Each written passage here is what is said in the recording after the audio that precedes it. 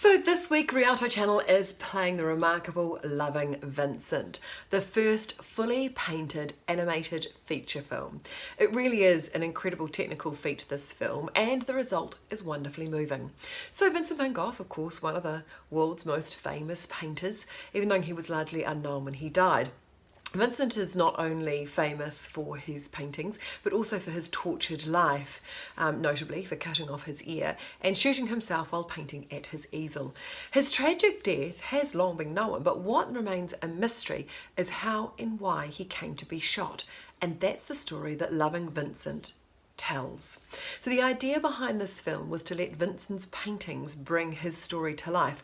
So over 100 painters spent 2 years working at studios in Poland and Greece, painting over 65,000 frames on over 1,000 canvases.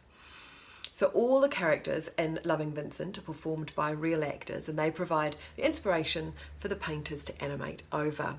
You can catch my podcast with the film's producer and director Hugh Welchman to hear more about this incredible film, but it is definitely worth catching, and it screens on Saturday at 8:30 p.m. Right, also this week I want to talk about a documentary. It's called The Settlers, and I feel like this is a film that I've been waiting for someone to make for a long time, and it screens on Thursday in Rialto Documentary. It's a film that traces the history of Israeli settlements in the West Bank.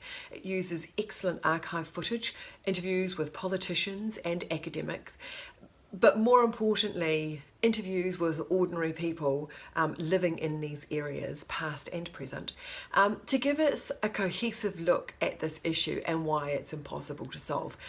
So the film looks at the history, the geopolitics, the individuals and their ideologies who have played a large part in creating these Jewish settlements on Arab land.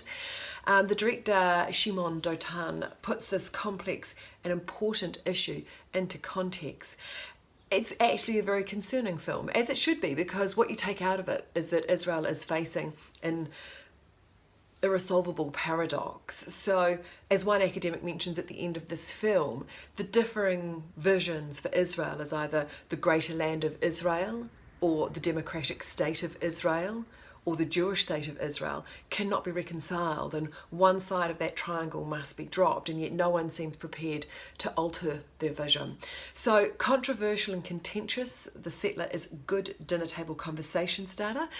It's also a fascinating watch and gives a much deeper understanding into this terribly complicated issue. So enjoy. I'll see you next week.